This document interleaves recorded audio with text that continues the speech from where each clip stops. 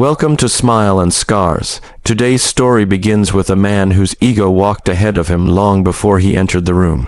An ex-Marine, built like a wall and loud like a storm, convinced he could drop Steven Seagal with one punch.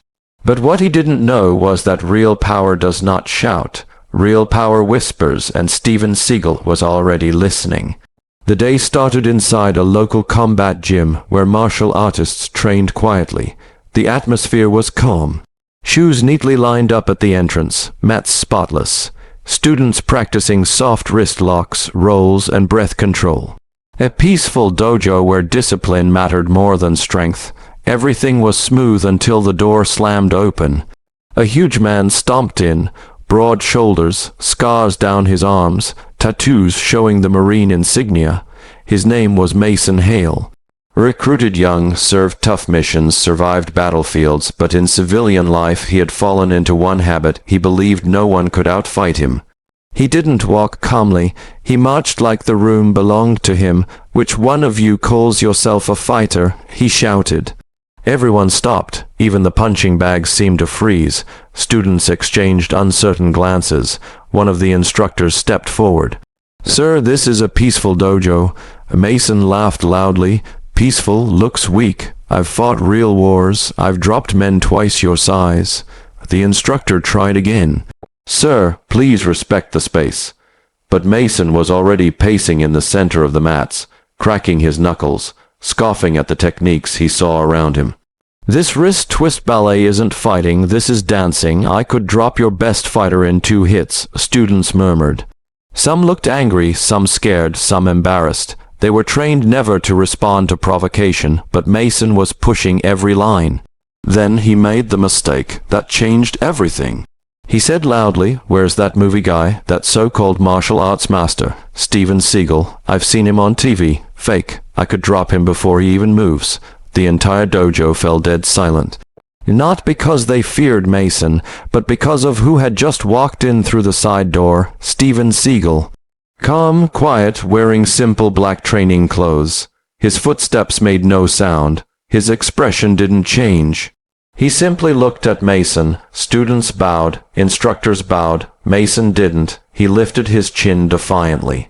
"You Seagal?" Steven nodded once. "I am." Mason smirked. "Good. I've been waiting to show you something. People think you're some kind of god, but out there." He pointed at the exit.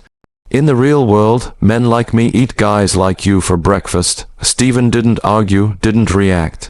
"Didn't even blink," he said softly. "If you want to test something, the mat is here, but understand the rules: no pride, no anger, no ego, only clarity." Mason burst out laughing. "No ego? I brought all the ego I need. Let's go, old man." Students stepped back, forming a circle. The air felt heavier, thicker. No one wanted to see their master fight, but everyone knew they couldn't stop what was coming. Steven bowed, Mason didn't. He lunged forward instantly, throwing a massive right hook aimed at Steven's jaw. His fist was like a hammer, but Steven wasn't there anymore. He slipped slightly to the side with a barely visible move. Mason stumbled past him, confused. Steven spoke quietly. "Strength without awareness is nothing." Mason snarled and charged again. This time with a left swing, and then a jab, then another. He tried combinations he had used in real warfare. But Steven's body moved like flowing water, effortless, natural, as if he already knew exactly what Mason would do. Students watched in awe. Mason wasn't just losing, he wasn't even landing a touch. Frustrated, he roared and used a Marine close quarters tactic, attempting to grab Steven's collar, knee him, and choke him out. Steven simply placed 2 fingers on his wrist. Mason froze for a split second. He didn't understand. Then Steven turned lightly, redirecting Mason's full weight, and Mason's own momentum sent him crashing onto the mat, flat on his back. Gasps filled the room, but Steven didn't attack, didn't take advantage. He stepped back and waited. Mason shot up, enraged. Lucky throw. He charged again. Steven didn't move. At the very last second, he rotated his hip, gently guided Mason's punch aside, grabbed his forearm, and used one simple pivot. Boom, Mason slammed down again harder. His breath left his chest. Sweat dripped down his face. He had never been tossed like this. Not in the Marines, not in training, not in fights. But Mason wasn't done yet. He rose once more, panting heavily. His pride drowning his logic.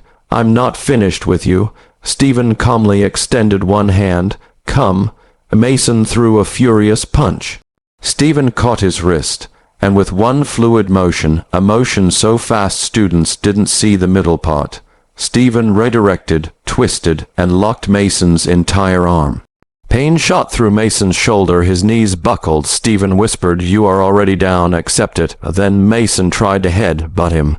That was the final mistake. Steven stepped around him, swept behind him, and placed one palm on the back of Mason's neck. One slight push. The ex-Marine's face hit the mat. Silence, a long silence filled the dojo. Students stared, eyes wide, mouths open. Steven stepped back, allowing Mason to breathe, but Mason's pride still wasn't done breaking.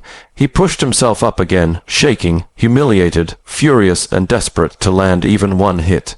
Just one, something to restore the ego he brought in with him. He rushed Steven with everything he had left: rage, pain, confusion, and shame. Steven breathed out slowly, then he moved one step, one pivot, one open, palm strike. It was so clean, so precise, the sound echoed through the entire dojo. Mason's body lifted slightly off the ground and collapsed, knocked out cold. Students gasped again. Steven stood still, centered, calm, as if nothing had happened. Instructors rushed forward to check Mason's pulse and breathing. He was okay, just unconscious. His muscles were twitching slightly, as if still trying to fight while his mind slept. Steven quietly said, "Help him sit. When he wakes, bring him water." The students obeyed. Steven walked away slowly, not speaking another word. Mason lay unconscious on the mat, ego defeated, strength humbled, spirit shaken. But this story wasn't over. Because when Mason woke up, something happened that nobody expected. Something that changed the entire dojo forever. Mason woke up slowly, blinking hard as the blurry ceiling of the dojo came into focus. His head felt heavy, his body stiff, and his pride shattered into pieces. Students stood around him, but no one laughed. No one mocked. They simply watched with quiet respect, as if waiting for him to breathe again. An instructor knelt beside him. "Take it slow, you're okay." Mason groaned, trying to sit up. His muscles trembled. What happened?" The instructor answered gently.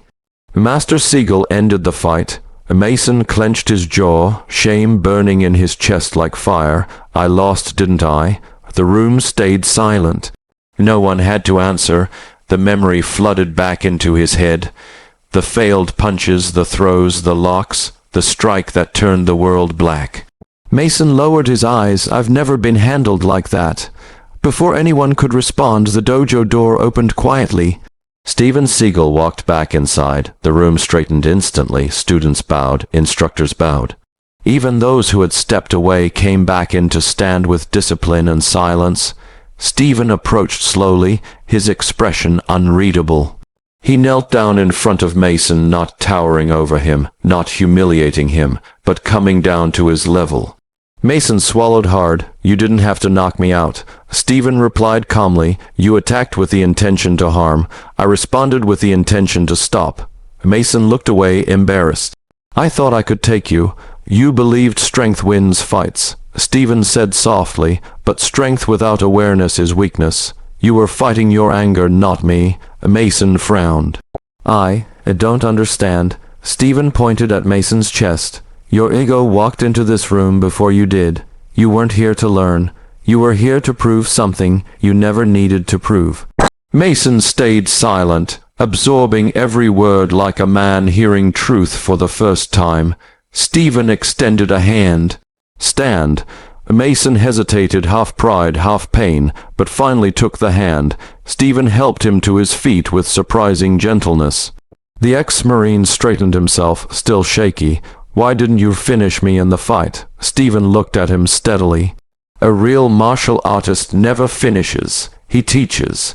The words cut deeper than any punch. Mason felt something unfamiliar: respect. Deep, undeniable respect. He bowed his head, not because he was forced, but because he wanted to. I misjudged you. I misjudged everything. Steven nodded calmly.